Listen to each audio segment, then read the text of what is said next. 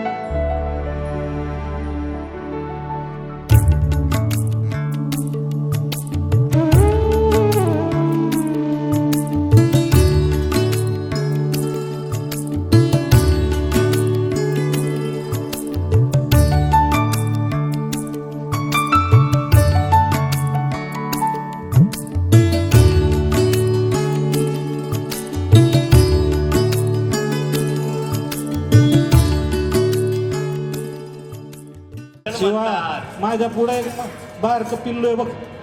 या पिल्लाला आहे ना मी बऱ्याच वेळा लपंडाव खेळताना बघितलं. गाड्याच्या खाली गाड्याच्या वरती माकडावानी चढतं. आपण त्याला विचारू काय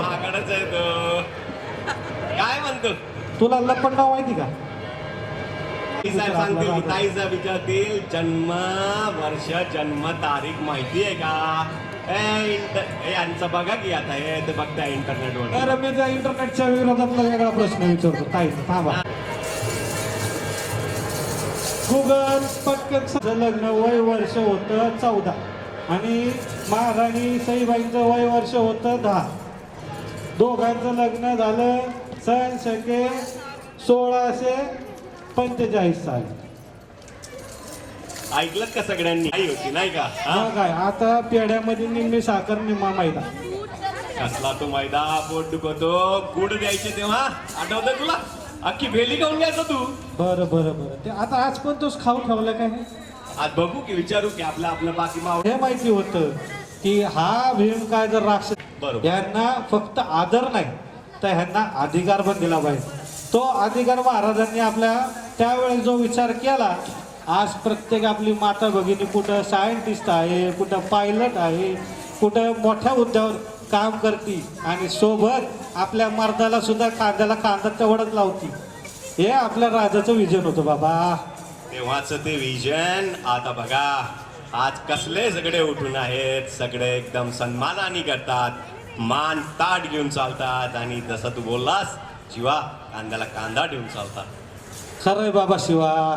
आज आपल्या इथं जेवढ्या माता भगिनी पानामा पार्कमध्ये राहतात त्या सर्व सुद्धा मोठमोठ्या हुद्द्यावर आहेत. कोणी शिक्षक आहे, कोणी मोठ्या पदावर उच्च पदावर काम करतंय, कोणी आता अभ्यास पण करतंय मोठ्या पदावर जाण्यासाठी. आणि प्रेमळ बी आहेत सगळे. अतिशय प्रेमळ. काय त्यांचं ते स्फूर्ती, काय त्यांची ती जिद्द. आणि आज ते कुठे आहेत आणि कुठे जाणार आहेत नाही का? काय वाटतं आपला हा स्वराज्य कसा होईल, कसा घडेल? कसं बघायचं आता शिवा सांगू का? आपल्या इथली सगळी मर्द मावळे आहेत ना, प्रत्येक बच्ची कंपनी आहे ना, त्यांना सांगितलं पाहिजे की प्रत्येकाने आपल्या राजाचं काय आदर्श घेतलं पाहिजे. राज कसं होतं, राज कुठल्या मातीत हे राहायचे, सगळ्या गोष्टी त्यांना शिकवल्या पाहिजे. कारण का मोबाईलनी आहे ना, आज प्रत्येक बाळाच्या हातात मोबाईल बघितला ना की असं वाटतं की आपलं राज जर आत्ता असतं तर काय विचार केला असता, कसं झालं असतं, काय झालं असतं. बघा की आता तुला सांगतोय आपले राजे आपले दैवत आहे. आपल्यासाठी ते हिरो आहे, आपले ते सुपर हिरो आहे. यांचे सुपर हिरो कोण आहे? Cartoon Batman. बॅटमॅन. त्याचं नावातच बॅट बॅट. ऐकायलाच मला बॅड आहे की बॅट बॅट. काय बॅड आहे काय. बघा की मला तर नाही पटलं. तुला पटलं का? मला ते नाव वाटतं कोणतरी ग्रानी बिनी बरंच काय काय भुताडकी खेळतात. काय आपल्याला त्यावेळेस खेळ आपण काय लगोरी खेळायची. आणि काय म्हणलं लगोरी. आत्ताची जी पोरं भुताडकी करत बसतात मोबाईल मध्ये. आपल्याला त्यावेळेस काय व्हायचं, गनिमाच्या आपण जेव्हा मोहिमेवर जायचो, गनिमाला कापायचो, वरतून आपण खालतून यायचो, कुठं झाडं यांगायचो, कुठं डोंगर यांगायचो. तेव्हा त्या गनिमा काय म्हणायची, बाबा अरे बाप रे मराठी भूत आली वाटतं.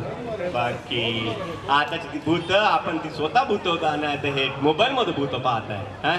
काय करणार, प्रत्येकाने आपल्या लहान पिल्लांना राजाच्या गोष्टी सांगणं बंद केले, पुस्तक वाचन बंद झाले. राजा कसं होतं, राजा कसं घडलं हे कुणीच माता भगिनी असं सांगितलं. त्या पण बिचाऱ्या काय करणार, त्या दमून समून आल्या की पहिला त्यांना स्वयंपाक असतो, त्या मावळ्यासाठी खायला बनवायचं असतं. तो मग मावळा म्हणणार बाई मी नाही आता थोडा पोरांकडे लक्ष देऊ शकतो, तू पण दे. पण ती बाया काय म्हणणार की जाऊन दे, थोडा वेळ मोबाईल हातात दिला की आपलं काम होतं. त्यामुळं राजांचं काय गोष्टी सांगू शकत नाही. काय करणार, उपाय करता का तुला? पण उपाय राजे करायचे, राजांकडे पर्याय असायचे. तू आता थोड्या वेळ आधी एक सांगितलं अफजल खानाचा वध केला होता. राजांनी अफजल खानाचा वध जेव्हा केला तेव्हा राजांसमोर खूप संकट होते. जेव्हा काय झालेलं, अफजल खान 40,000 सैन्य घेऊन आलेला. बापरे. 40,000 बाप तेव्हाची. हा, आणि सगळे हतियार त्यांच्याकडे, नाही 1 2 नाही 3 4. जेव्हा अफजल खानाने मान्य केलं की मी राजाला आणणार, मी शिवाजीला आणणार, तो असा बोलला, त्याला असं वाटलं साधारण व्यक्ती असेल, कुठला कोण असेल नाही का. तो आला, त्याच्याकडे पर्याय कुठलाच नव्हता, तो सगळ्यांना घेऊन आला. कारण त्यांनी कीर्ती ऐकली होती महाराजांची. महाराजांकडे एक पर्याय होता. महाराजांकडे किती सैन्य होते जेव्हा माहिती का तुला? तेव्हा आपला राजाकडे फक्त हातावर बोलणं इतकं 350 मावळं. आवडत तेवढे आले. जेव्हा त्यांनी सांगितलं की आपल्याकडे किती आहेत, काय करायचं मग, अशा वेळेस तर महाराजांनी पर्याय काय सुचवला? महाराजांनी माहिती का कुठे बोलावलेलं भेटायला अफजल खानाला? मला तर वाटतंय हे लहान मुलांना आपण विचारलं पाहिजे. हा बरोबर, आपल्या छोट्या मावळ्यांना विचारलं पाहिजे की राजा आणि अफजल खानाची भेट कुठं झाली, कुठे झाली आणि कशात झाली? ऐतिहासिक दिवस होता तो, आणि तो कशी झाली, काय झाली, आपण कोणाला वाटतं माहिती असेल तुला? तू एक काम कर ना, हा. मला काय वाटतंय ह्याचं उत्तर आहे ना हा हा आपल्या इथली शिवकन्या चांगलं देऊ शकते. कारण का मी शिवकन्या ऐकलंय की माझ्या जिजाऊंच्या ज्या कन्या आहेत ना त्या फारच हुशार आहेत. खूप हुशार आहे मनापासनं, आणि कसल्या त्यांच्यात चिकाटी आहे. हा, तू पुढं हो आणि प्रत्येकाला एक एक प्रश्न करा. एक मी विचारतोय आता, मला असं वाटतं हिस्ट्रीचा सब्जेक्ट म्हणतात ना, पहिले इतिहास असायचा, आता हिस्ट्री आहे. बाबा इतिहास आपल्या काळात होता, आता हिस्ट्री आता ते इंग्लिश मध्ये हिस्ट्री. हा, झाडावरती वरती माकडावानी बसायचं आणि वाचत बसायचं. बसा बसा बसा. कोण सांगताय कुठल्या गडावरती भेट झाली होती? कोण सांगेल? हात वरती करायचं. ज्यांनी हात वरती केला त्यांना महाराजांचा पाळणा हलवण्याची संधी मिळेल. काय म्हणतो जीवा?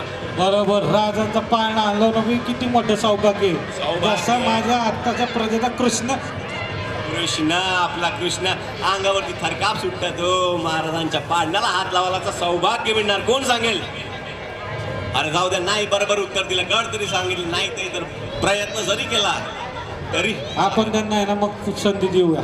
संधी देऊ की? हात वरती करा. हात सांगतोय हा बघ की आपला बघ. मर्द मराठा. मावळ्यासाठी टाळ्या. टाळ्या, जोरदार टाळ्या. वा, मावळ्याचं नाव विचारा. मावड्या सांग की तुझं नाव. मयंक मयंक पूर्ण नाव सांग की. या कळतं नक्की सांग मला. मयंक जाधव.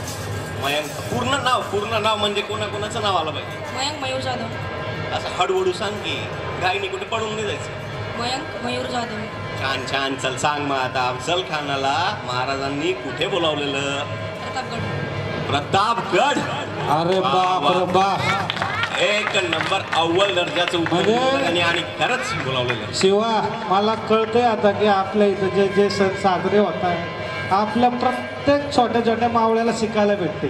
असेच आपल्याला हे राजांचे सण आहे ना जोशात साजरे करायचे प्रत्येक वर्षी. सगळे करणार ना? करणार की? हो बोला. आवाज. बोला काय होऊ द्या आवाज, बोला की. सगळ्यांनी यायचं बरं का? पण बरं एक मी आहे ना आपल्याला होकार भरायचा ना तर जोश पण अंगात पाहिजे. मागासपासून बघतोय सगळ्यांचे चेहरे असे एकदम उत्सुकतेने, कोण काय घातलंय, कोण काय घातलंय, हिने काय घातलंय, तिने काय घातलंय, अरे हिने, अरे बाप रे बाप बाप बाप, असंच चालू. आपण आहे ना आता एक घोषणा देऊ म्हणजे ना जोश अंगात येईल. माझ्या मागा तुम्ही फक्त जय जोरात म्हणायचं. प्रौढ प्रताप पुरंदर रणधुरंदर शास्त्र पंडित सिंहासनाधीश्वर योगी श्रीमान योगी श्री श्री श्रीमंत शिव छत्रपती शिवाजी महाराज की जय. जय भवानी, जय शिवाजी. कसं आता बघ जोश सगळ्यांच्यात भरला असेल. आता तू प्रत्येकाला विचार आणि तुझी ती आपल्या राजांची कथा राहिली वाटतं अफजल सांगतोय खान. की हो बिलकुल बिलकुल ती मी मनापासनं सांगेल कारण ती रुडलेली आहे आणि त्यापासूनच आम्हाला समजलं की राजांनी कशी ती युक्ती सुचवली, कशी ती त्यांनी शक्तीचं प्रदर्शन केलंय नाही का. तर प्रतापगडला भेटलेले महाराज अफजलखानाला बोलावलं. अफजल खान 40,000 सैन्य घेऊन आलेला आणि महाराजांकडे बोटावर मोजण्याजोगते हो. पण तरी चालतंय. महाराजांनी प्रतापगड का निवडला तुला माहिती का जीवा? मला तर बघ शिवा, मला मी जेव्हा राजांना भेटलो ना बाबा, हा जेव्हा राजांनी मला म्हणजे तिथं मी बहिरजी काका होते. हा बहिरजी काकांनी प्रतापगडाचं वर्णन एकदम छान केलं. कसं बरं? आधी तुला माहिती काय प्रतापगडाचं नाव काय होतं? राजांनी जेव्हा जिंकायची ही मोहीम फते करायच्या आधी महाराजांनी या प्रतापगडाचं नाव होतं बहादूरगड. बहादूरगड. आणि तिथं त्या गनिमाचा जो बहादूर जो सरदार होता हा तो तिथं सरदारकी करायचा. आणि माझ्या राजाने जेव्हा तो हैवान होता ना अफजल, त्या अफजलाचा जेव्हा कोतळा फाडला त्या दिवसापासून त्या गडाला नाव प्रतापगड पडलं. वा वा. प्रतापाचं चिन्ह आहे ते. हा, बरोबर बोलला. आणि तुला कळतंय का प्रतापगड अजून एक निवडला का गेला? कारण प्रताप होता एका पायथ्याशी पहाडावर आणि तिथनं खालून वरती जायसाठी घनदाट जंगल. खूप खूप वाटा होत्या. त्या वाटांवरनं अफजल खानाला त्याच्या सैन्य नेता येणार. तर महाराजांना प्रश्न पडला की 40,000 पुढे आपले मोजके सैनिक कसे टिकतील हो? तर महाराजांनी काय युक्ती केली कळतंय का? कसं काय? अरे बाबा मला माहिती आहे आता तू काय सांगणार आहे. तर माझं राज कसं नटलं, कसं त्या हैवानाला मारण्यासाठी काय काय घेऊन गेलं. हे सगळ्यात महत्वाचं आपलं राजांनी ते जे लपवलेलं ते मी पोरांना सांगा. ते कुणी तयार केलं होतं? तू जेव्हा सांगशील तेव्हा मी ते सांगतो, त्याचं उकल करतो. सांग की तेच महाराज त्यांनी काय केलं? त्यांनी म्हटलं की आपले सैन्य नाही वाढवता येत कारण आपल्याकडे सैन्य नव्हते हो तेव्हा. आपले सैन्य नव्हते वाढवता येत म्हणून पुढच्याचे सैन्य कमी करा. आणि कसे कमी करणार? त्यासाठी प्रतापगड निवडला गेला होता. वरती येईपर्यंत 40,000चे फक्त 4 सैन्य राहिले होते मित्र. 4 सैन्य फक्त. बाबा त्यावेळेस तू पण होता की तिथं कापायला कसा सपा सपा टाकत होता. आणि त्याचमुळे एक सांगतो की म्हणून चिपकली आहे प्रत्येकाच्या मनात ती रुडलेली आहे. तुला सांगतो मी काय काय रे बाबा हे लहान पोरांना बी कळलं पाहिजे. त्यांना सांगतो. पण एक त्याआधी तुला एक सांगायचं महाराजांची युक्ती बघ की. तू आधी थोड्या वेळा आधी सांगितलं होतं की केस काढायला लावलेली का काढायला लावली? तर ते तू सांगितलंच की पकडण्यात नको यायला म्हणून. महाराजांनी जेव्हा पायथ्यापासून खाली येत होते जो शामियाना उभारला होता त्या शामियानामध्ये महाराजांनी अफजल खानाला नेमकं 12:30 वाजता बोलावलं. का माहिती का? 12:30 म्हणजे 12:35 का माहिती? मला वाटतं त्या हैवानाचा आहे ना त्यावेळेस कोतळा काढताना महाराजांनी हा नक्कीच विचार केला असेल की भर दिवस जर त्याला कापला फाडला तर तो उन्हाचा यांनी त्याला पाण्याची ताण लागेल. कारण का रक्त होतं जो सगळं बाहेर आलं. एक बमकं नेमकं लावलंस तू. पण तुला नेमकं कारण सांगतो त्यांनी का बोलावलेलं. कारण महाराज येणार होते वरतून पायथ्यावरून. त्या टाइमला राहतो सूर्य तुमच्या डोक्यावरती आणि त्यामुळे त्या शामियानातून महाराजांना त्या भव्य अशा बुद्धिमान व्यक्तीची छाया दिसत होती. आणि तो काय करतोय काय नाही. आणि तो जर का शिवाजींना बघायचा, आपल्या महाराजांना, आपल्या देवतांना बघणार तेव्हा त्याच्या डोळ्यावरती सूर्य येईल. बघा की युक्ती. छोट्या छोट्या गोष्टी. बाबा त्या सूर्याला सुद्धा त्या राजांच्या तेजा पुढे ना स्वतःच तेज कमी वाटायला लागलं होतं. आणि दिला होता की त्यांनी मुजरा. त्यामुळे ते सूर्यनारायण आपल्या राजांवरती प्रकटले, आशीर्वाद दिला. आणि जेव्हा ते खाली गेले महाराजांनी आतमध्ये शामियानात गेल्यानंतर महाराजांसोबत 8 सवंगडी आपले मावळे होते बरं का. त्यात मी होतो. मला वाटते शिवा काका बी होते. शिवा काका होते की. कारण का की मग सय्यद बांडा जो धावून आला तर राजांना हे माहिती होते की सय्यद बांडा आहे ना त्याच्या दाट पट्ट्यामधील माहीर. आणि आपल्याकडं तर लय बाबा राजांकडे एक हेर होता, एक मावळा असा होता की त्याची प्रत्येकाची स्तुती करणं बी कमी पडेल दादा. एवढे आपले ते शूरवीर आपले ते मावळे. महाराजांनी सगळा खेळ कसा रचला मित्रांनो तुम्हाला सांगतो. महाराज जेव्हा आतमध्ये गेले महाराजांसोबत पहिले मावंगडी जीवा म्हणून होते बाहेर ठेवले. महाराजांनी आतमध्ये गेल्यानंतर म्हटलं की तुम्ही तुमच्याकडे लक्ष द्या. तुम्ही माझ्याकडे नका लक्ष देऊ ना. तुम्ही अफजल खानाकडे लक्ष द्या. तुम्ही तुमच्याकडे लक्ष द्या. प्रत्येकाला महाराजांनी युक्ती लढवून प्रत्येकाला एक काम एक कार्य सोपवून दिलं होतं. जेव्हा महाराज शामियानात उतरले अफजल खान खुशी खुशीनी त्याला त्याला काय कल्पना काय, त्यांनी पहिल्यांदा महाराजांना बघितली जीव, तुला माहिती का? त्याला वाटलं हे बारकं पिल्लू दिसतंय. पिल्लू तो 5-5 5.5 फुटाचा आपले राजे, त्याला असं वाटलं की अरे यांना मारायला मला पाठवलं व्हय, यांचं मी घेतला तुरा, यांना घेणार मी आता मुठीत आणि टाकणार चिरडून. त्याला काय माहिती होतं तो कुठल्या तुफानाशी भिडणार आहे. त्यांनी आपले दोन्ही हात पुढे केले आणि म्हटलं आव शिवा आव. त्यांनी घेतलं शिवाजींना जवळ. जेव्हा त्यांनी मिठी मारली तेव्हा त्यांनी जसं घेतल्यानंतर त्याला आवरल्याने गेलं हो, त्याचं रक्त सडसडलं आणि त्यांनी आपल्या शिवाला दाबलंय, चांगली मुंडी बिरगडली. आणि तेव्हा शिवाजींना आपल्या राजांना कळलं की हे दगा होती, आपल्यासोबत दगा होती. त्याचमुळे महाराजांनी जो युक्ती जो परिश्रम दाखवलाय त्या ठिकाणी महाराजांनी घेतला वाघाचा वाघ नख बाहेर काढली होती, वाघ बाहेर तुला काढली. जेव्हा सांगायचं तर ती वाघ नख आहे ना, बऱ्याच जणांना फक्त माहिती आहे ती वाघ नख कशी बनवली गेली, कोणी बनवली हे कोणाला कळलं की? माहित नाही. आणि आपला राजा किती मोठा विचारवंत होता, इंजिनियर होता हे पण लोकांना माहित नाही. आपल्या राजाने जेव्हा, तुला आठवतंय का की कोंढाणा घेतला, ताना मामाने तो कोंढाणा आपल्या स्वराज्यात आणला. तिथं एक पार होती वाकवलेली उदयभाननी, आणि ती पार आपल्या ताना काकानी सरळ केली. राजांनी म्हणलं की माझ्या सिंहाचा हात या पारेला लागलाय, ही पारच माझ्या आहे ना पुढं कामी येईल. आणि ती पार जेव्हा आपल्या जोधबा दादाकडे नेली, जोधबा दादानी मस्तपैकी त्या लोहाराने तिला यंगली आणि तिची ना डिझाईन नुसार नख बनवली आणि ती वाघ नख आपल्या स्वराज्यात दाखल झाली. आणि मग राजांनी आता तू पुढं सांग. वा वा कशी काढली ती वाघ नख, घेतली हातामध्ये आणि त्या अफजल खानाचं पोट चिरडून काढलं हो मावळ्यांनो. वा वा तेव्हा झाला तो आपण आपल्याला माहिती आहे कृष्णाची गोष्ट ऐकली आपण, कंसाला कसं मारलं शिवजांनी आपल्या कृष्णानी, तसंच आपल्या शिवराबानी आपल्या राज्यातल्या दैवतानी त्या अफजल खानाचा वध केला. आणि जेव्हा ते वध करत होते तेव्हा त्यांचे प्रयत्न त्यांना यश मिळत नव्हतं. तेव्हाच अफजल खानाचे जे काही त्यांचे सोबतचे सैनिक होते ते महाराजांवर दौडले आणि महाराजांवरती तलवारांचा घाव करत पुढे चालणारच तेवढ्यातच आपल्या जीवानी त्यांच्या एका सैनिकांचे हात कापलेत. हात कापल्या जर का आपला जीवा काही क्षणांनी चुकला असता तर आपल्या राजांचं, आपल्या दैवतांचं, आपल्या जीवा भावाच्या या लाडक्या देवाचं मरण झालं असतं. तेव्हाच त्याच पुढे म्हणतात शिवा तुला सांगायचंय आपला जीवा होता बरं का, म्हणूनच म्हणतात होता जीवा म्हणून वाचला आपला शिवा. बिलकुल लय भारी.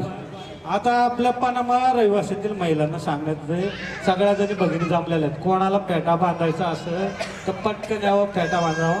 आपल्याला आता आपल्या राजांचा जन्मोत्सव साजरा करायचा, पाळणा घ्यायचा आहे. पाळणा घेऊया की आपण तेच. आता या पाळण्या मागचं पण शिवाय यांना विचारलं पाहिजे ना, आपल्या माता भगिनींना एकदा विचार बरं पाळणा.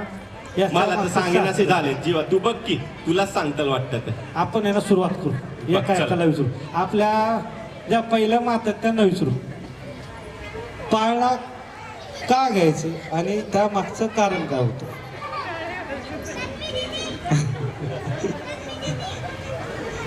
मराठीत कोण उत्तर देणार, कोणाला माहितीये पाळणा. माझी चिमुकली सांगते की बघ आताच पाळण्यातून आले थोड्या वेळात. अरे सांगते की बघा पाळण्या चिमुकली पाळण्यात का जातात बाबा, पाळण्याचं महत्व सांग की मला.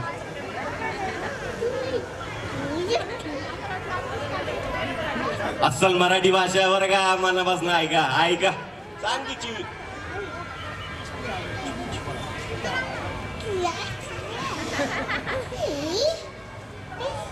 अरे जोरदार ताड्या होऊन जाऊ द्या चिमुकलीसाठी. वा वा वा वा काय महत्व सांगितलंय. अजून कोण सांगणार, ते पण वाजवतील.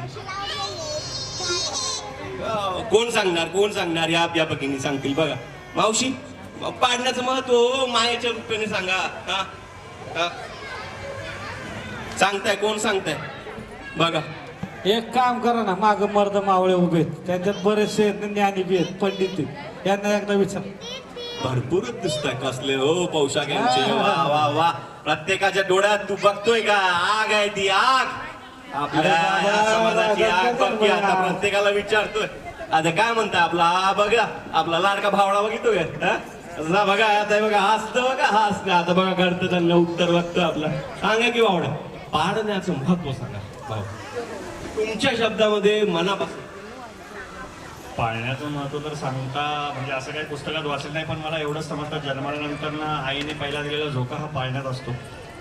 आईचं महत्व त्या पाळण्याच्या दिलेल्या झोक्यावरनं समजतं. माझ्या भावनाचे शब्द सांगितलं. वा वा, अरे वा, टाळ्या, टाळ्या, टाळ्या. सगळ्यांनी टाळ्या वाजवा. बघा बघा मनापासून सांगितलं ते. अजून कोण माझा भावडा माझी भगिनी कोण येईल सांगायला. बघा की आपला पनामा बागचे खूपच लाडके, सगळ्यांचे लाडके मी तर म्हणतो. सांगतील की परदेशी बघा परदेशी काका. काका आलेत की नाही असले. अरे सतत हसतात बरं का, कसले हसरे कसलं ते काय मला असं वाटतंय आपल्या ज्या काकू आहेत ना, हा काकांना काहीतरी रात्री स्पेशल खायला घालतात. तुला काय वाटतंय काल मला? पण आपल्या पताका लावत होता, काका म्हणले मी त्या खांबावर चढतो. हो अरे बाबा बाबो म्हणजे या करते की नाही वयात मग? सुद्धा आपल्या त्या मावळे काकांचा जोश किती जोराचा म्हणायचा. तर आहे असली खडखडता सरसरता रक्त आपल्या स्वराज्याचं रक्त नाही का.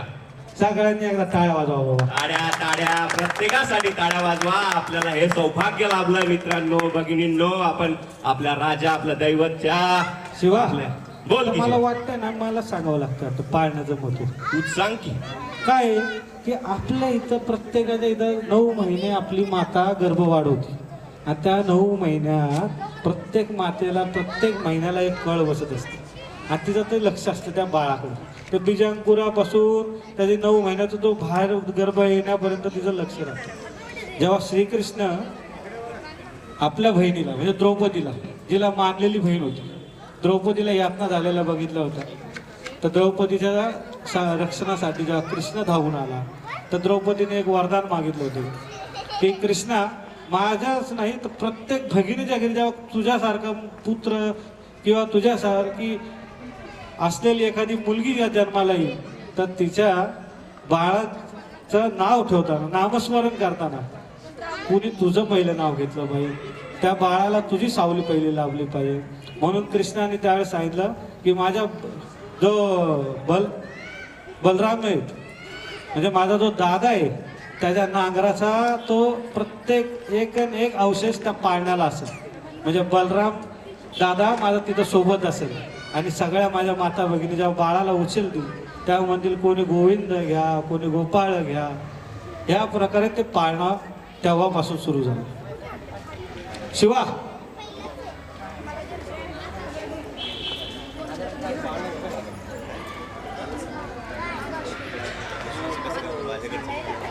आता भगिनींना सांगण्यात होते की प्रत्येक महिलेने सगळ्यांनी पुढे या. आपल्याला आता पाळण्याचा पहिला कार्यक्रम जो आपला सगळ्यात महत्त्वाचा आहे तो करायचा. शिवजन्मोत्सव सोहळ्यामधला पहिला आपला कार्यक्रम जो पाळण्याचा आहे तो आपल्याला करायचा. सर्व माता भगिनींनी कृपया स्टेज जवळ या. आपल्याला पाळणा आज राजांचा साजरा करायचा. हा सोहळ्यासाठी आपण इथं जे जमलोय तो सोहळा आता खऱ्या अर्थाने आपल्याला संपन्न करायचा आहे. सर्व माता भगिनींना विनंती आहे की पुढे या. या पुढच्या जन्माला पाड्याला हात लावूया. या राजे बघ छोटे राजे आहेत की. अरे वा, आता बहुतेक राज काहीतरी शिकवणार आपल्याला, बनवणार आपल्याला काहीतरी एक अशी असं मनातून असं संदर्भात ना आपल्याला काहीतरी एक आज गोष्ट सांगणार. आपल्याला मस्त काहीतरी शिकायला भेटणार बघ. शिकायला भेटतंय. आपण राजांना बोलूया बोलवायचं का स्टेजवर? छोट्या राजांना बोलवू की आपलं भगिनी येईपर्यंत राजा जन्म होईपर्यंत पाळण्याची तयारी होईपर्यंत आपण आपल्या छोट्या राजांचं काय जन्म बरोबर. राजाचा जन्म व्हायच्या आधी राजाची प्रतिमा बघायची का तुला? दाखव बाबा, आता तू सांगतोय तर राजांचं बघण्यासाठी माझं डोळं आतुरलंय. द्या की मानाचा मुजरा मग आपल्या या छोट्या राजाला. घोषणा देऊन बोलवायचं राजांना. घोषणा दे की मनापासून. छत्रपती शिवाजी महाराज की जय हो जय हो जय हो.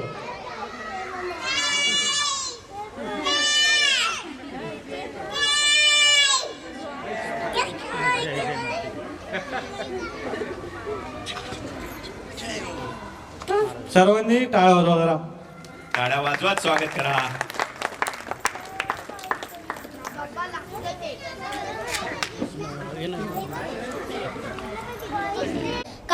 होईल, अंधार पसरल. पण आज या अंधारात जर तुमच्या तळव्यांच्या विजा लखलखल्या तर हीच रात्र इतिहासात सोनेरी कोंदणात सजवली जाईल. या रात्रीचं घोंगडं पांघरूनच आपल्या स्वराज्यावर चालून आलेला आगेमोह आपल्याला जाणून टाकायचं आहे. माझ्या जीवीच्या जीवलगांनो, या मराठी मला ऐकूया जाते, नीट कान देऊन ऐका. ही आपली आई आक्रोश करते, म्हणते, अरे माझ्या पुतानो, अरे माझ्या पुतानो, तुम्ही असताना हा शत्रू माझ्या छातावर पाय ठेवून थैथान असतात आणि हे सर्व तुम्ही सहन करतात? नाही. आता हे जगाला दाखवून देण्याची वेळ आली आहे की आता आमची सहन करण्याची मर्यादा आता संपली. आता आम्ही थेट घुसणार आणि गनिम तोडणार. जगलो जिंकलो तर आमच्या कीर्तीचे पवाडन कानाने ऐकू, कटून मेलो तर पावलून स्वर्गात जाऊ. जे होईल ते होईल. पण आजची रात्र गडानं आपल्या तलवारांची अशी शर्त करा की या रात्रीपासून पर्यंत आपल्या मराठी मातीतले मिसळलेले श्वास आपल्या शत्रूला असे ठणकावून सांगित राहिले पाहिजे की ए वैर्या, एक वेळ तू हिरावून घेऊ शकतोस आमचा प्राण, पण कधीच हिसकावून घेऊ नाही शकत आमचं स्वराज्य. सांगते की कानात सांगते की ओरडून सांगतेस? आता तिचा आवाज किती ते आपल्याला कळू. बघू की बघू आपल्या ह्या छोट्याशा जिजाऊचा काय ते असणार आहे. तुला काय वाटतंय? तुला प्रत्येकाच्या आठवतंय का ती हिरकणी ताई तशी बाबा हिरकणी ताई. हिरकणी ताई, वा ती काय गोष्ट रे. काय तुमच्या समोर बोलणारे शब्द तर तुम्ही ऐकून घ्या. फुल पतावा फुलंदला क्षत्रिय कुलावंश सिंहासनाधीश्वर श्रीमंत श्री श्री श्री छत्रपती शिवाजी महाराज की जय. आमच्या तुमच्या नाता काय. जय जिजाऊ, जय शिवराय. थँक्यू. वा वा.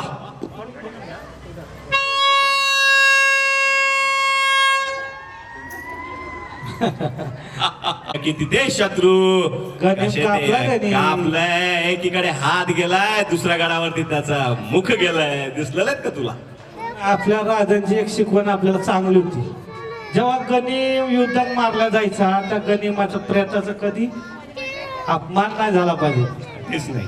म्हणून आज सुद्धा माताजी जाऊनी आपल्या जगदंबेनी जी शिकवण राजांना दिली तीच आज प्रतापगडावर जर गेला तर प्रतापगडाच्या पायथ्याला अफजल खानाची समाधी आहे. आज तिथं त्या हैवानाला सुद्धा पुरलंय. म्हणजे माझी मा जगदंबा जिजाऊ माता किती मानाची. अतिशय ते मन मोठेपणा, अतिशय तो सांस्कृतिकपणा आज नाही दिसत. तो जिव्हाळा तुला काय वाटतं शिवाय? तो हरवला का रे? आता काय बोलायचं. कसं आज वाटतं? सगळेजण स्पर्धेच्या युगात एकमेकाची स्पर्धा करायला लागली. स्पर्धा करायला लागलाय. याचा पाय उडू की त्याचा पाय उडू, दोन्ही पाय उडू आणि तोंडावर पाडू. काय कर. दुःख पण याचं होतंय बघ दादा की आहे ना त्या म्हणीला प्रचलित व्हायला लागल्यात की मराठी माणसाचा पाय मराठी माणूसच खेचतो. का रे? का खिसतो रे? हा? काय आपणच काय आता? मारलंय? आपलं कोणतं कोरडं काय का माशी मारली कोणाच्या घरची? नाही नाही नाही नाही नाही शिवा, याच्यामध्ये काय आहे, आपलं वाचन कमी आहे. आपण राजांच्या गोष्टी विसरत चाललोय, आपल्या शंभू राजांच्या बी गोष्टी विसरत चाललोय.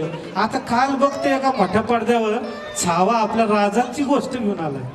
छावा तो काय? तो छावा आपला संभाजी राजा.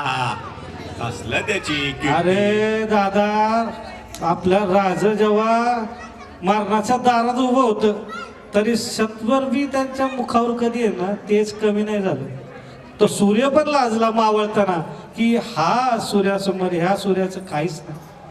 म्हणजे इतकं सहन करून सुद्धा आपला शंभू राजा आज स्वर्गा त्या देवाला सुद्धा वाटलं असेल की येणारा सूर्य लख प्रकाश घेऊन येतोय तर मला स्वतःच तिथं स्वागताला जावं लागणार. विजा काढल्या म्हणजे एवढं महात्म्य होतं आपल्या राजाचं. हे कुठंतरी विसरत चाललेत सगळेजण. सूर्य मावळत चाललाय रे. तो कुठे दिसत नाही. तो प्रत्येकाच्या ह्याच्यात ज्वालेनी, सगळ्यांच्या मनामध्ये, सगळ्यांच्या मनाच्या वृत्तीनी, प्रत्येकाच्या म्हणून समोर यायला हवा आणि सगळ्यांनी तो प्रज्वलित करायला हवा. चालतंय. चला, ज्या गोष्टीची आपण आतुरतेने वाट बघतोय सगळ्या माता भगिनी ते झाले बघ म्हणजे माझा राजा कुठेही आहे ना कमी त्याच्याने जातच नाही बाबा.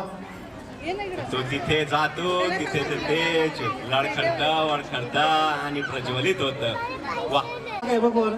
तुला दिले होते का? नाही रे बाबा, या माता भगिनी इथं बसल्या म्हणजे ना पुढे यायला तयार नाहीत ना. चला सर्व माता भगिनी चला, सर्वांनी या सर्वांनी. आपल्या राजाचा जन्म सोहळा तुम्हालाच हे करायचा. छत्रपती शिवाजी महाराज की जय. भवन जय शिवाजी. जय शिवाजी. जय भवानी.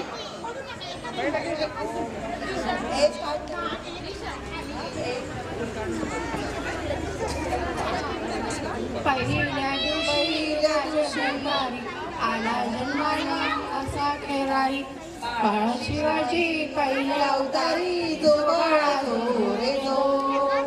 दुसऱ्या दिवशी चला मंदिरी केला नाना बरी नाहून आले ती दासी सुंदरी जो बाळा जो रे जो. नाहू घाले ती दासी सुंदरी जो बाळा जो रे जो. तिसऱ्या दिवशी वाजली घंटा साऱ्या नगरी माझे आनंद मोठा उठा बाळांनो सुंदरा वाटा जो बाळा जो जो रे जो. उठा बाळांनो सुंदरा वाटा जो बाळा जो जो रे जो. चौदा दिवशी केला शृंगार आले तानाजी मामा शेलार असा शिवाजी शोभे सरदार जो बाळा जो जो रे जो. असा शिवाजी शोभे सरदार जो बाळा जो जो रे जो. पाचव्या दिवशी पाचवी केली धन्य अंबिका धावून आली जय प्राप्ती राजाला जो बाळा जो जो रे जो. जय प्राप्ती राजाला दिली जो बाळा जो जो रे जो. सहाव्या दिवशी आणि कुंडळ मोत्यांच्या माळा गंध केशरी कपाळी टिळा जो बाळा जो जो रे जो. गंध केशरी कपाळी टिळा जो बाळा जो जो रे जो. सातव्या दिवशी सातवी करा जिजाऊच्या पोटी जन्माला हिरा त्याच्या डोकीला मोत्याचा तुरा जो बाळा जो जो रे जो. त्याच्या टोपीला मोत्याचा तुरा जो बाळा जो जो रे जो.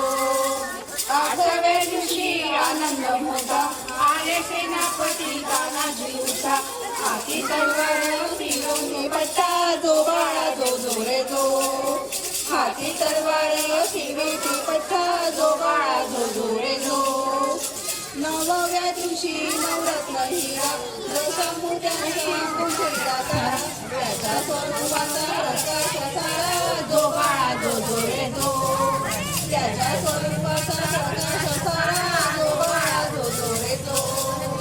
दहाव्या दिवशी करून शिरा निळ्या घोड्यावर रेशमी जिना फोटो काढावा बसून बाळा जो जो रे जो.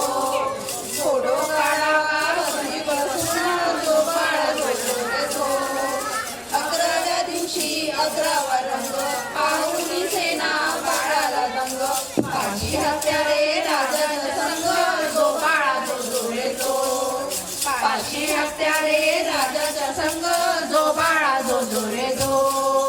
12व्या दिवशी बोलवा माळी केली असं लावणी केली नाव शिवाजी ऐका मंडळी जो बाळा जो जो रे जो. नाव शिवाजी ऐका मंडळी जो बाळा जो जो रे जो. 13व्या दिवशी चला मंदिरी पाळणा बांधून रेशमी दोरी गाणी गाऊनी नाचू सुंदरी जो बाळा जो जो रे जो. गाणी गाऊनी नाचू सुंदरी जो बाळा जो जो रे जो. 14व्या दिवशी लावणी बाळा शिवाजी जो बाळा जो जो रे जो. बाळा शिवाजी दख्खनचा राजा जो बाळा जो जो रे जो. 15व्या दिवशी नौबत वाटे बाळ अंबारी करून साधे संगे सेनापती लष्करी फौजे जो बाळा जो जो रे जो. संगे सेनापती लष्करी फौजे जो बाळा जो जो रे जो. 16व्या दिवशी 16वा गेला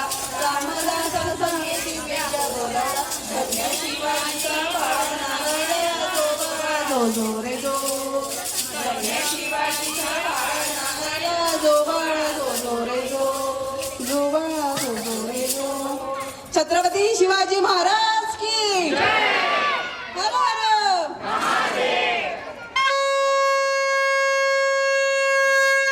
छत्रपती शिवाजी महाराज की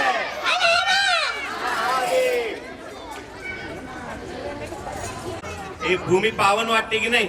एकदम कसलं ते शहारे येत आहे माझ्या अंगावरती बघ की. आता झालंय असं वाटतंय जसं राज सूर्यासारखा चमकतो, चंद्रासारखा शीत.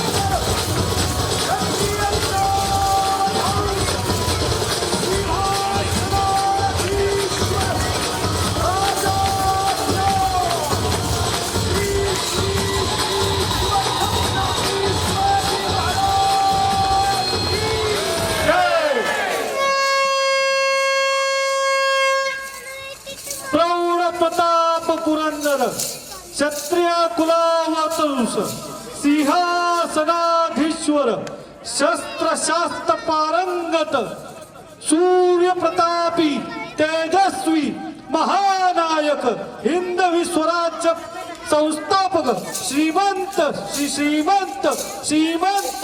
शिव छत्रपती शिवाजी महाराज की ओम नमो पार्वते हर हर हर हर जय भवानी जय शिवाजी. आता प्रत्येकाने लक्षात ठेवा आपल्याला आता मशाल मिरवणूक करायची आहे आणि प्रथमतः आपण शिवरायांना एक मानाचा मुद्रा करूया सगळ्यांनी वाकून. सर्वांनी आपल्या या तेजस्वी रूपी महाराजांना मानाचा मुजरा देऊया. सर्वांचे मान आणि सर्वांचे हात खाली येऊन एक साथ महाराजांना मुजरा देंगे. मुजरा दो मानाचा.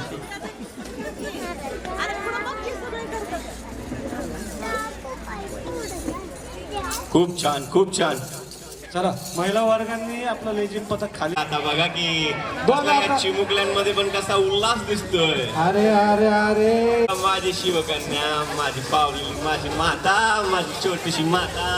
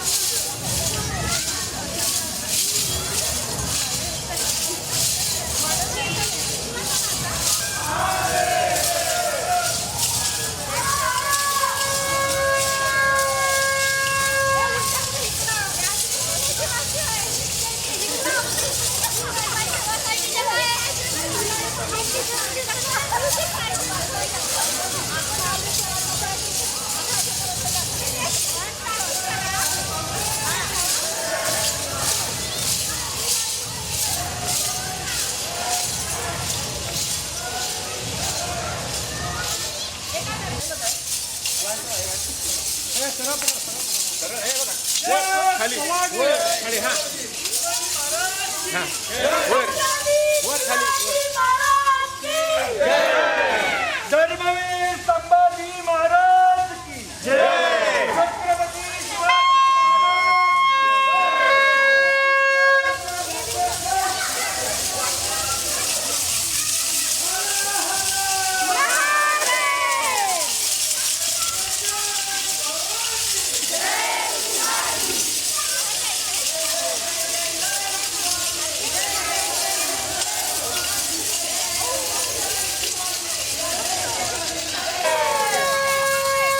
छत्रपती शिवाजी महाराज की जय.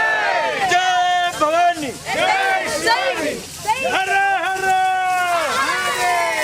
छत्रपती शिवाजी महाराज की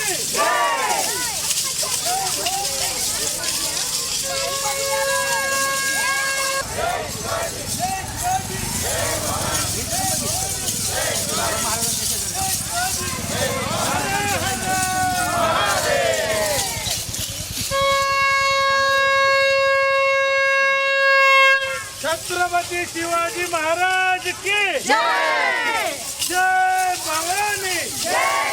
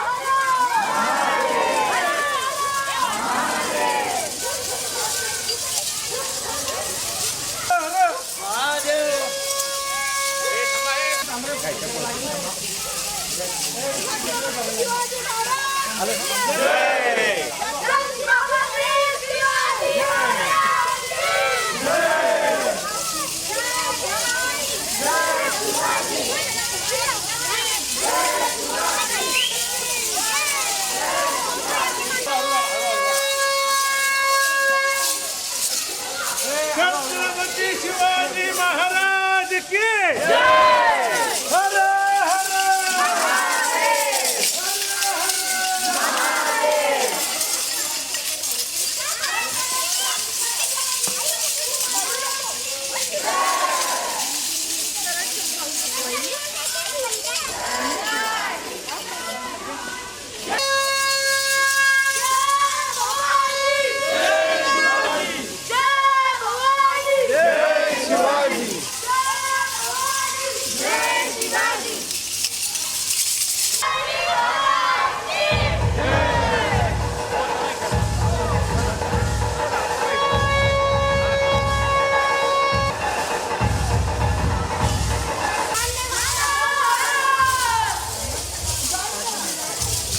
फूल पण चांगलं वाटलं.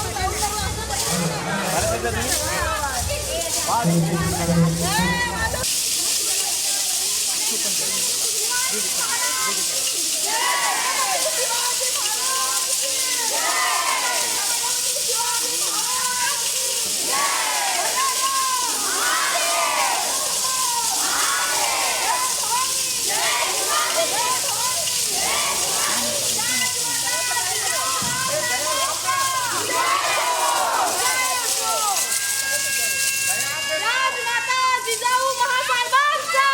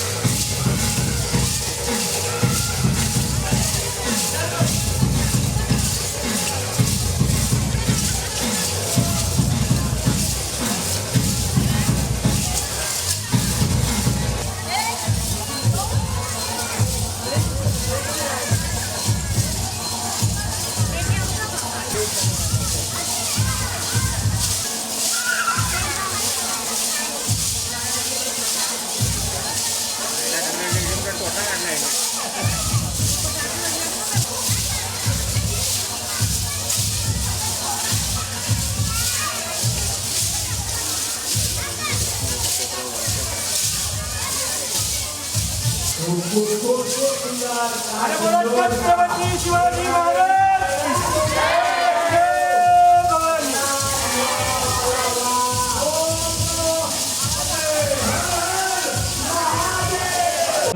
चप्पल पार घालावं, एका जागेवर बसून घ्यावं. सर्वांनी थोडं जिथं जागा मिळेल तिथं करायची गरज नाही. झुंबा लेझिम होणार आहात असा गिडा एकदम मेंटेन होतील. वा वा. आपलं मनापासून लक्ष द्या बरं का इथे आपल्या राजांबद्दल.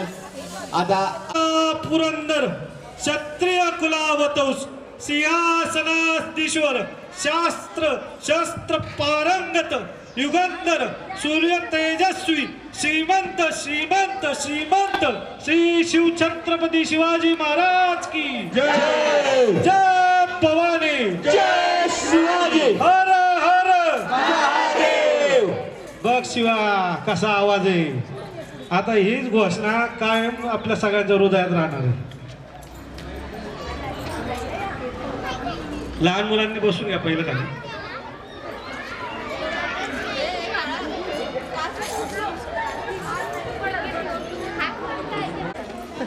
आपल्याला बऱ्याच लोकांना आपण पाठ्यपुस्तकात शिवछत्रपतींबद्दल बरंच काही ऐकलंय, बरंच काही वाचलंय, बऱ्याच गोष्टी मनापासून आपण काही जण आत्मसात पण करतो. पण छत्रपतींचं जेवढं आपण वाचू आणि जेवढ्या गोष्टी आत्मसात करू तेवढ्या कमी आहेत. कारण शिवछत्रपतींचा इतिहास इतका तेजोमय आहे आणि इतका छान आहे की प्रत्येकाने तो आत्मसात केला पाहिजे. कारण राजांची गोष्ट आणि राजांची महती ही एखाद्या सूर्यासारखी तेजस्वी आहे. काही प्रसंग आहेत, काही गोष्टी आहेत की ज्या राजांबद्दल आपण पाठ्यपुस्तकात वाचलेल्या नाही, कादंबऱ्यांमध्ये नक्कीच लिहिलेलं आहे.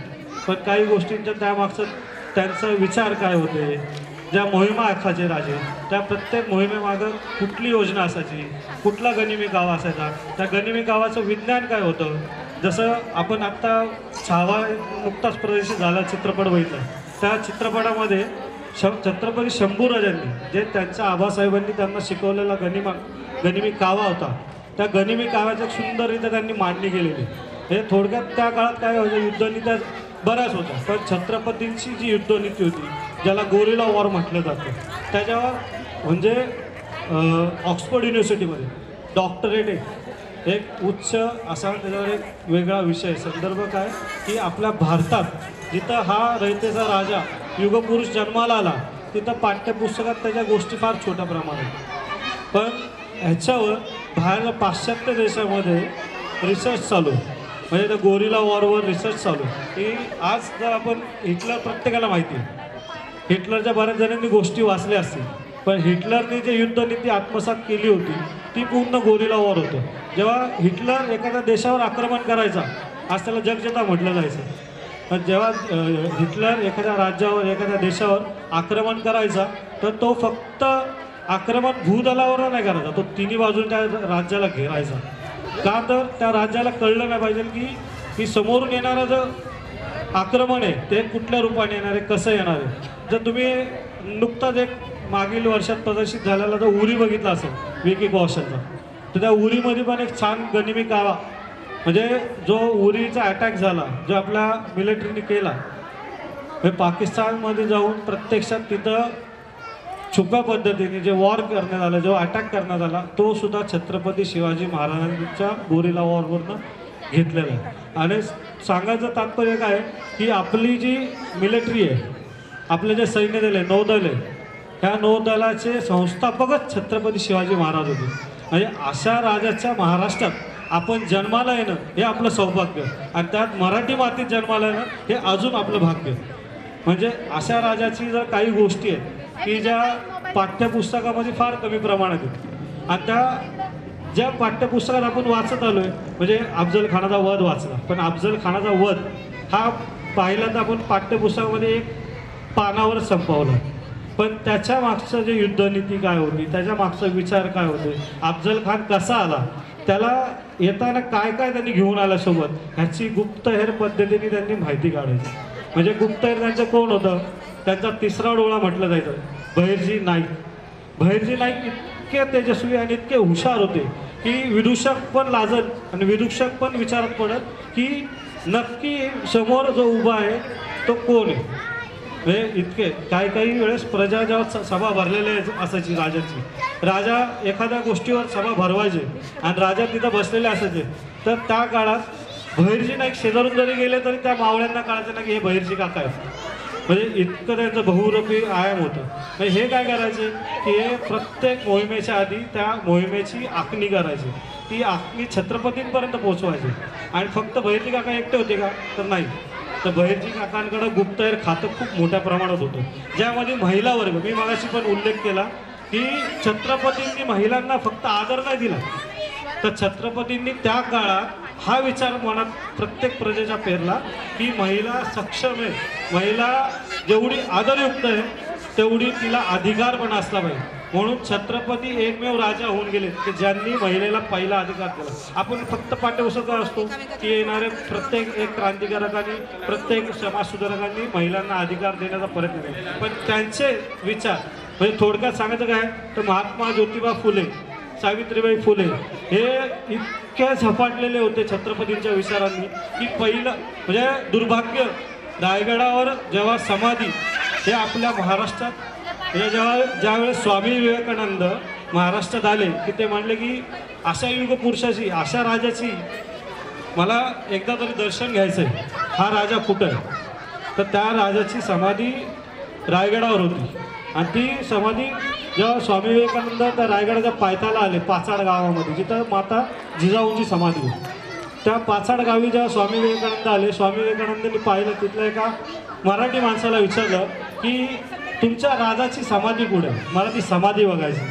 तर दुर्भाग्य इतकं होतं की आपल्या राजाची म्हणजे ती 350 वर्षापूर्वी जो युगपुरुष होऊन गेला, असे युगपुरुष फार कमी असतात की जे आपल्या इतिहासात खूप कमी प्रमाणात जन्माला आले आणि त्यांनी खूप मोठं नाव लौकिक केलं.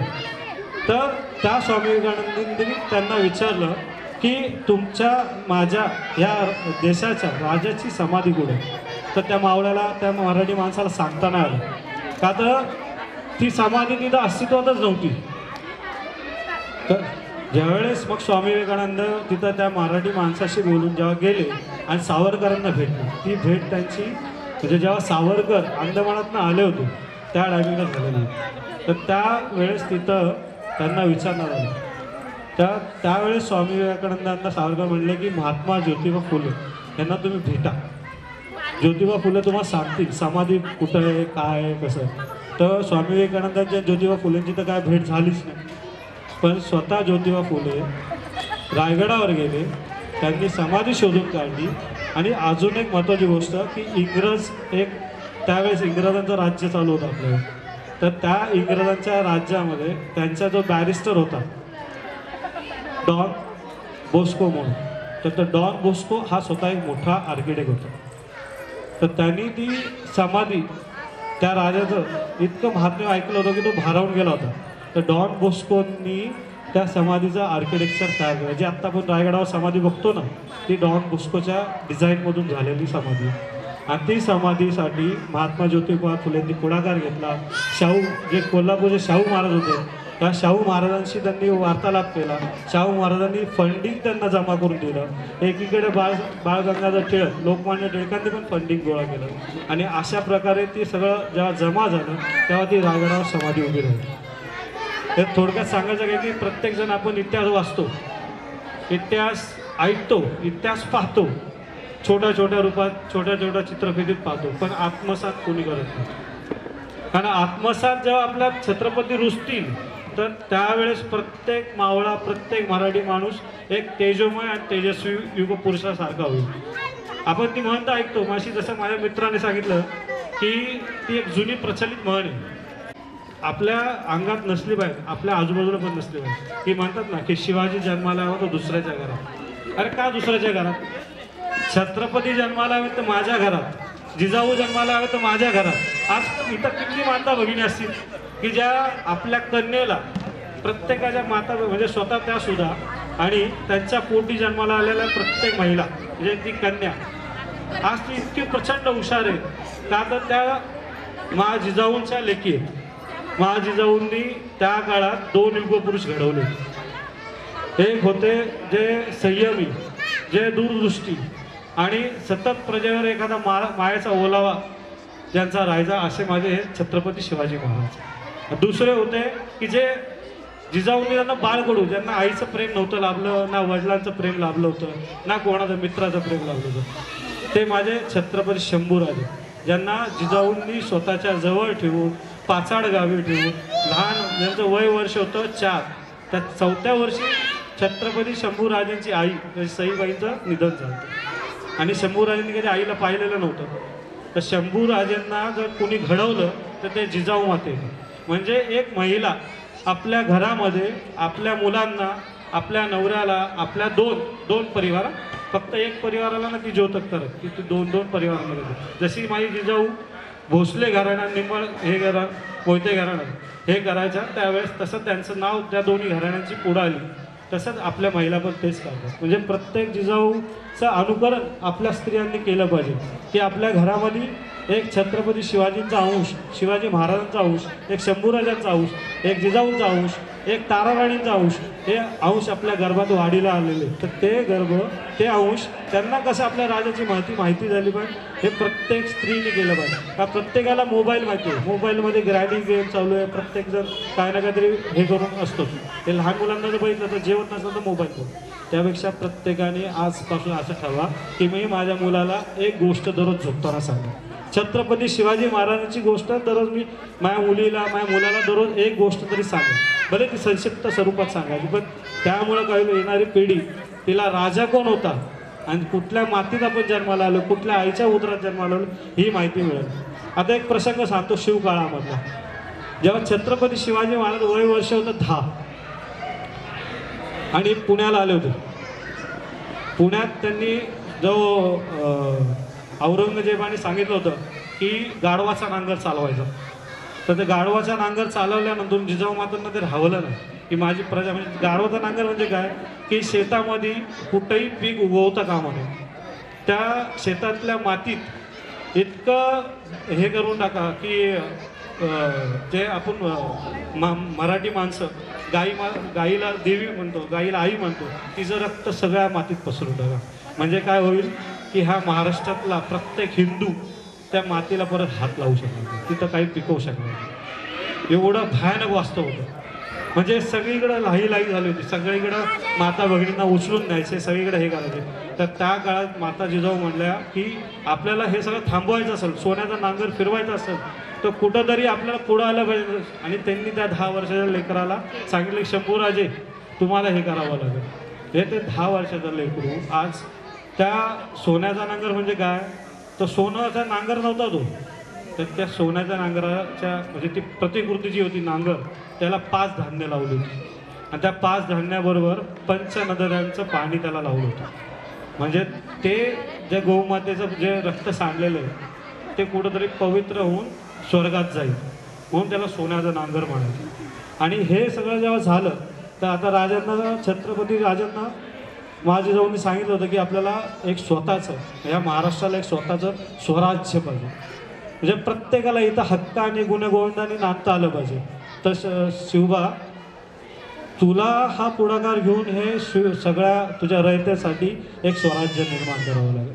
तर त्यासाठी तुला पहिले सवंगडी लागते, तुझ्यावर विश्वास ठेवणारे, तुझं विश्वास पात्र ठरणारे अशी लोक तुला घेरावं लागतील. तर छत्रपती थोडे मोठमोठे होत होतात. छत्रपती रानावानात खेळायचे, छत्रपतीला कोणातही मिक्स व्हायचे. म्हणजे राजा असं होतं की त्यांनी कधी भेदभाव नाही केला, कुठल्या जातीचा, कुठल्या धर्माचा, कुठल्या गोत्याचा कधीही विचार नाही केला. छत्रपतींनी फक्त हा विचार केला की माझ्या महाराष्ट्रात जो जन्माला आला तो माझा, तो माझ्या आईच्या पोटून नाही का येईना, पण तो जी समोर माता आहे ती पण माझी माता आहे. म्हणजे त्यांनी स्त्रीला, प्रत्येक स्त्रीला माता मांडलं, प्रत्येक गाईला त्यांनी मातेप्रमाणे बघायचे. म्हणजे इतके छान त्यांच्यावर संस्कार, म्हणजे त्या जिजाऊ मातांनी राजांवर जे संस्कार केले होते ते संस्कारसुद्धा रामायण महाभारत सांगून केले होते. म्हणजे कृष्णाने कसं केलं, कृष्ण काय करायचं, हे सगळं ते बाळकडू त्या माता जिजाऊने त्या लहान शिवरायांना दिलं. आता एवढं छान ते संस्कार ते माता जिजाऊंचं त्या शिवरायांवर झालं तर ते मूल पण तसंच होणार. जेव्हा रानात जेव्हा ते लगोरची खेळत होते, लगोरची खेळता खेळता त्यांची नजर एका समोरून येणाऱ्या अशा विद्रूप मुलावर पडली की जो मुलगा विद्रूप होता पण यानं तब्येतीने ताकदवान होता. 12 रेड्याचं बळ त्या मुलामध्ये त्यांना दिसत होतं. थोड्या वेळ छत्रपतींनी बघितलं आणि थबकले आणि म्हणले की हा जो मुलगा येतो ना त्याला गाड्यांना तुम्ही ना माझ्यापासून पकडून आणा. आपण ह्याला ना विचारू की तू कुठून आलास. फक्त छत्रपतींचं आता ऐकलं त्यांचे जे आजूबाजूचे मित्र, आता मी जर एखाद्या माझ्या मित्रांना बाबा याला धरून आणि आपल्याला जायची बोलायचं की त्याला बोलू इकडे, तर प्रत्येक मित्र जातो तिथे पटकन. तर तसेच ते मित्र पण तिथं गेले आणि त्या मुलाला जवळ आणलं. महाराजांनी त्या मुलाला विचारलं, बाबा तू ज्या वाटेने आलाय ती वाट आहे ना एकदम खडतर, ज्या डोंगरातून आलाय तो डोंगर एकदम खडतर, तिथं सुसाट जनावर मुकाट सगळी म्हणजे नरभक्ष असे सहस्त्र तिथं जनावरं राहतात. आणि तू त्या पायवाटेने आलास तर तू शूर आहेस, तू धाडसी आहेस. आणि तुझं जी शरीर यष्टी पाहून मला तरी वाटतं ह्या वयात ही जी शरीर यष्टी बलदंड शरीर आहे हे तू असंच नाही कमवलेलं. तर तुझं नाव काय. आता तर बाळ त्याने ऐकलेलं असतं की पुण्याच्या परगण्यामध्ये शिवबा आलेत, राजा राहायला आलेले. म्हणजे त्यावेळेस ते सगळीकडे बातमी पसरलेली असते आणि प्रत्येकाला बघायचं असतं. पण हे शिवबा असतील हे त्यांनी त्यावेळेस नव्हतं विचार केला.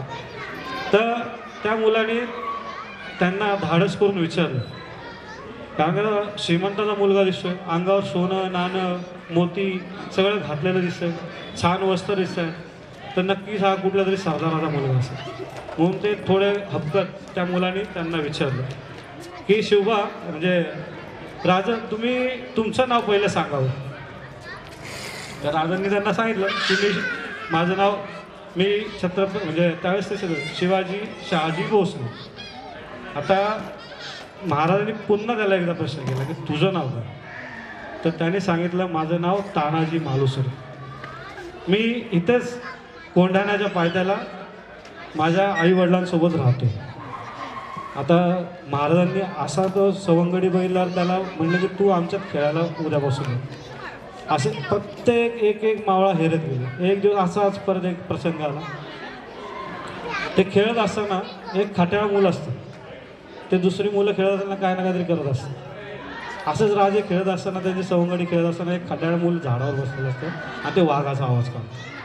आता वाघाचा आवाज काढला, जंगलात पोरं खेळतात ते घाबरून पळायला लागतात. पण राजांच्या लक्षात येतं की हा आवाज कोणीतरी काढतं, कोणीतरी आपली मस्करी करतं, कोणीतरी आत्ताच्या बाजूला प्रांग करतं. तर राजा थोडा वेळ विचार करतात की आपण ह्या मुलाला जे झाडावर कोणी आहे त्याला खाली बोलू, त्यालासुद्धा खाली बोलवतात. त्याला विचारतात त्याचं नाव, तर तो उच्चारतो की मी भैरजी. म्हणजे राजांना प्रत्येक वयाच्या टप्प्यावर एक माणूस हेरत गेले ते. आणि अशीच ती मावळे सगळे तयार नाही झाले, तर त्यांनी त्यांच्यासोबत वेळ दिला, त्यांच्यावर विश्वास टाकला. कारण विश्वास सगळ्यात महत्त्वाचा. तुम्ही एखाद्या गोष्टीवर किंवा एखाद्या व्यक्तीवर जर विश्वास ठेवला तर ती व्यक्ती तुमच्यासोबत कायमस्वरूपी राहते. आणि जर तुम्ही विश्वासघात केला ती व्यक्ती दुसऱ्या मिनिटाला निघून जाते. कारण आपण बऱ्याच इतिहासात ऐकलं की आपल्याच लोकांनी दगा फटका केला. म्हणजे ते विश्वासात पात्र होते का नव्हते, त्यांना फक्त लोभ होता. तर राजांनी असे प्रत्येक सवंगडी हेरत गेले. तर ह्यातलाच जो सवंगडी होता तानाजी मालुसरे, एकदा काय आलं, राजे जिजाऊ मात्यांसोबत आपल्या राजदरबारी बसले असतात आणि तिकडून तानाजी मालुसरे एक आपल्या मुलाची लग्नाची पत्रिका घेऊन तिथे येतात. तानाजी मालुसरेंना बिलकुल माहीत नसते की आज जे दरबारात जिजाऊ माता आणि महाराज काय संभाषण चाललंय. त्या दोघांच्या चेहऱ्यावर त्यांना फक्त एक आहे ना विचार दिसतो, एक प्रश्नचिन्ह दिसतं. कारण एक मोहीम त्यांना मोठी आखायची असते आणि ती मोहीम असते कोंढाण्याची. पण कोंढाणा लढणार तरी कोण, कारण त्या कोंढाण्यावर उदयभान नावाचा एक सरदार जो मुघल दरबारी औरंगजेबाने ज्याला मोहीम दिली आणि तो कोंढाणा परत स्वराज्यात आणायचा, ह्या मोहिमेचा आखणी चालली होती. तर छत्रपतींना कळतं की तानाजी मालुसरे आले. तर छत्रपती काय करतात, तानाजी मालुसरेंकडे बघतात आणि थोडा वेळ थबकतात. माता जिजाऊंना म्हणतात, अरे अरे आपला माता आपला ताना आला. तानाजी मालुसरेंकडे माता जिजाऊ बघतात, त्यामुळे ये ते ताना ये काय काम काढलास तू. तर तानाजी म्हणतात, माता जिजाऊ आज आम्ही आमच्या मुलाची लग्नपत्रिका घेऊन आलो. तर तुम्हाला सर्वांना म्हणजे थोडक्यात शिवबा मामाला, आऊसाहेबांना माझ्या रायबाच्या लग्नाला यायचं. पण तुम्हाला विचारायचं असं आहे की तुमच्या चेहऱ्यावर जे मी बघतोय विचार, म्हणजे तुमच्या मनात काहीतरी चाललंय पण तुम्ही माझ्यासोबत बोलत नाही. मला ते सांगा काय. तर जिजाऊ माता त्यांच्याकडे बघतात आणि म्हणतात की काय नाही, असं काही नाही आहे, तू शिवबासोबत हे कर, मी तुझ्यासाठी पाना लावायला सांगतो. माता जिजाऊ तिथनं निघून जातात. त्यांचं जेवण खावण होतं, सगळं होतं. परत राजदरबारी ते तिघं एकत्र भेटतो. तर राजदरबारी माता जिजाऊंना परत तानाजी मालुसरे म्हणतात की तुम्ही अजून माझ्या प्रश्नाची उकल नाही केली, तुमच्या मनात काय गुंगवतंय ते तुम्ही मला सांगा. तेव्हा शिवबा म्हणतात की अरे ताना काय नाही, काय नाही, काय नाही. तो जो कोंढाणा आहे ना, तो आपल्याला स्वराज्यात आणायचा आहे आणि उद्या त्या मोहिमेत जाणार आहे. ती मोहीम फतेह करून येतो आणि मी रायबाच्या लग्नाला उभा राहतो. तानाजी 2 मिनटं स्तब्ध होतो. निशब्द झाल्यासारखे त्यांच्याकडे बघतात. हे मित्राचं प्रेम किती होतं बघा, लहानपणीचे मित्र. ते न विचार काय करता शिवबाला सरळ म्हणतात, राज आम्ही असताना आमचा राम वनवासाला कशाला. तर शिवबा म्हणतात की तुम्हाला तर काही हे करायचं नाही, ही मोहीम मीच फतेह करा. तानाजी कसे बसे हे करून ती मोहीम स्वतःच्या पदरात पाडून गेली आणि तानाजी मालुसरे कोंढाण्याची मोहीम लढण्यासाठी हे करतात. तर ते राजांना आणि जिजाऊ माता म्हणतात की आधी लगीन तर मी कोंढाण्याचं लावणार आणि मग माझ्या रायबाचं. ती मोहीम अशीच ठरती आणि ती मोहीम आखताना आता इथं खरा हे म्हणजे सायन्स काय ते सांगतो तुम्हाला. तुम्ही आत्ता सिंहगडावर कधी गेले आत्ताच्या टाकीला, तर आपण कल्याण दरवाजाच्या मागच्या बाजूला जिथं मोरदरी, तिथं म्हणतात की सगळे सैन्यवरती चढलं होतं. ती जर बघितली तिची उंची आहे जवळपास 1,500 फूट. तर 1,500 फूट उंचीचा तो कडा आहे आणि तो कडा एकदम सरळ आहे, ढाळ आहे. आणि ती ढाळ तिचं वारं जेव्हा धडकतं, ते वारं खालतून जेव्हा धडकतं तेव्हा ते वरती जातं आणि ते जेव्हा वरती जातं ते सुसाट एखादा रॉकेट लॉन्च होतं. ताशी 270 किलोमीटरच्या वेगाने तिथं वारं खालतून वरती जातं आणि वरतून जेव्हा वारं खाली दाब येतो, गुरुत्वाकर्षण जे आपण म्हणतो, तर त्या कड्याच्या तिथं जर अजून सुद्धा तिथं लिहिलेलं आहे, तिथं म्हणजे शिलालेखात लिहिलेलं आहे की त्या कोंढाण्याचं वरतून जे ढाळ जी म्हणतो ना आपण, कडा जो कपार कडा म्हणतात, काही जण त्याला कळपठार म्हणतात, ती जी पठाराचा जो भाग आहे तर त्याला खालतून त्यांनी वारं धडकलं की ते रिवर्स परत त्याच्या दुपटीने यायचं, म्हणजे 520 किलोमीटर पर वेळ. म्हणजे एखादा जर वरती विचार करतो जायचा तो जाऊ शकतो, पण जर तो त्या मोमेंटपर्यंत गेला, त्या ठिकाणापर्यंत गेला तर तो वरतून खाली यायचा. आता असा कडा चढायचा आणि त्या कोंढाण्यावर जायचं, चढाई करायची आणि ती पण रात्री अमावस्याला. तर त्या टायमिंगला महाराजांनी घोरपडे बंधू त्यांना बोलवलं आणि तो कडा चढायला सांगितलं. हे तानाजी मालुसरेंची मोहीम फतेह केली. अशा बऱ्याच मोहिमा त्यांनी फतेह करत गेले, सगळ्या मोहिमा आखत गेले आणि त्यामुळे प्रत्येक मोहिमाला एक विज्ञान होतं. तर अशाच गोष्टी आपल्याला मुलांना सुद्धा आहे ना इथून पुढं सगळ्यांना सांगायला पाहिजे. म्हणजे आपलं राज काय होतं, आपले मावळ्यांनी काय बलिदान केलं, ह्या गोष्टी जेव्हा यांना कळतील तर उद्या हीच मुलं पुढं जाऊन राजांचे गुण त्यांच्या अंगीकरणी येतील आणि चांगली एक सुजाण पिढी अस्तित्वात होईल आणि आपल्या महाराष्ट्राला चांगले नागरिक पण भेटतील. आता माझ्या मागे एक घोषणा झाली, छत्रपती शिवाजी महाराज की.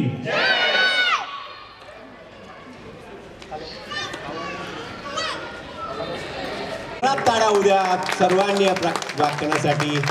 खूप खूप खूप खूप सुंदर. वा. मानणाऱ्या सर्वांनी लक्ष देऊन ऐका. आपल्या सोसायटीतील सर्वांना माझा नमस्कार. आज 19 फेब्रुवारी छत्रपती शिवाजी महाराज यांचे आज जयंती. सर्वप्रथम आपण सर्वांना शिवजयंतीच्या हार्दिक शुभेच्छा. मित्रांनो, 19 फेब्रुवारी 1630 हाच जो सोन्याचा दिवस, त्या दिवशी आई जिजाऊच्या पोटी शिवनेरी किल्ल्यावर शिवरायांचा जन्म झाला. वयाच्या अवघ्या 15व्या वर्षी शिवरायांनी रायरेश्वर मंदिरात जीवाला जीव देणारा मावळ्यांसोबत गुलामगिरी नष्ट करून हिंदवी स्वराज्य स्थापन करण्याची शपथ घेतली. स्वराज्याची निर्मिती करण्या काही सोपी गोष्ट नव्हती. त्याच वेळी सर्वत्र गुलामगिरी होती आणि समोर होते बलाढ्य शत्रू निजामशहा, आदिलशहा,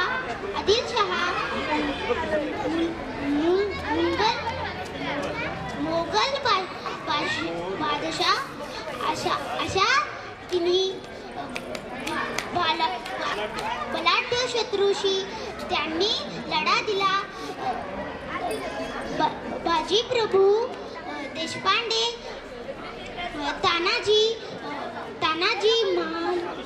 मालुसरे, मुलारबाजी अशा अनेक मावळ्यांनी शूरवीरांनी आपल्या राजांना शिवरायांना साथ दिली आणि अशक्यप्राय हिंदवी स्वराज्याची निर्मिती झाली. शेवटी मी एवढंच म्हणतो की आले किती गेले किती, उडून गेले भरार, संपला नाही आणि संपणार नाही माझ्या शिवरायांचा दरारा. जय जय भवानी, जय जय शिवाजी. थँक्यू. आले किती गेले किती, उडून गेले भरारा, संपला नाही आणि संपणार नाही माझ्या शिवरायांचा दरारा. ज्यांनी शिवरायांचं महत्त्व मांडलं ते जगद्गुरू संत तुकाराम महाराज. एका मातेच्या पोटी मातीच्या रक्षणासाठी ज्या मातेने ज्या युगपुरुषाला जन्म दिला त्या जिजाऊ मा. मी संविधान लिहिताना मला थोडी सुद्धा भीती वाटली नाही, कारण माझ्यासमोर शिवरायांचं चारित्र्य समोर होतं, शिवरायांचा न्याय प्रविष्टपणा समोर होता, म्हणून मी संविधान लिहू शकलो असे सांगणारे डॉक्टर बाबासाहेब आंबेडकर या सर्वांना मी प्रथमतः आपल्या टाळ्यांच्या घरात मानवंदना करतो.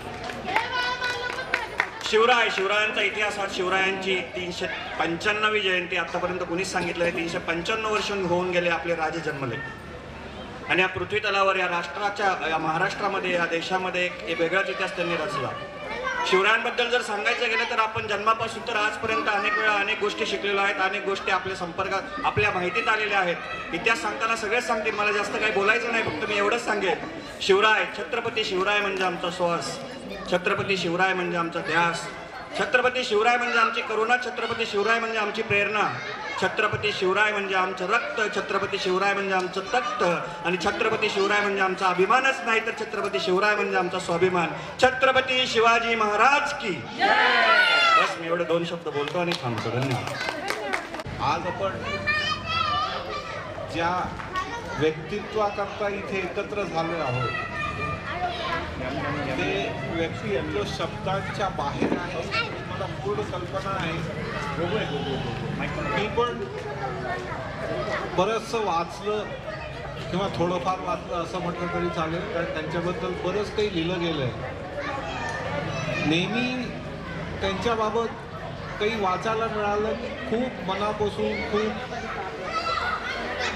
लवकर वाचावं ही इच्छा असते आणि मन भारावतंही. आज 400 वर्षानंतर जवळजवळ 400 वर्षानंतर जी व्यक्ती इतकी प्रभावित करू शकते सर्वांना, ती ज्या काळात असेल, विचार करा की तो काळ कसा होता आणि ती व्यक्ती कशी होती. त्यांची उंची काही खूप जास्त नव्हती, पण त्यांनी कर्तृत्वाने आपली उंची इतकी वाढवली की आज 400 वर्षानंतर आपण त्यांच्या नावाखाली एकत्रित झालो आहोत. अर्थात त्यांना घडवणारी त्यांची आई आणि त्यांच्या मुलाला, शंभूराजेंनाही त्यांच्या आईनीच घडवलं, जिजामातांनी. तर मी फक्त इतकंच म्हणू शकतो, त्यांचा आदर्श आपल्या डोळ्यापुढे ठेवून वागणंही शक्य नाही हे नक्की आहे. कितीही तुम्ही म्हणा की आपण त्यांचा आदर्श डोळ्यापुढे ठेवून वागू, पण ती एवढं मोठं व्यक्तित्व होतं की शक्य नाही. म्हणजे अष्टपैलू ज्याला म्हणतात, प्रत्येक प्रकारचं म्हणजे राजनीती, देशनीती, युद्धनीती, कुठलंही कौशल्य त्यांचं कुठेही कमी पडलं नाही कधी.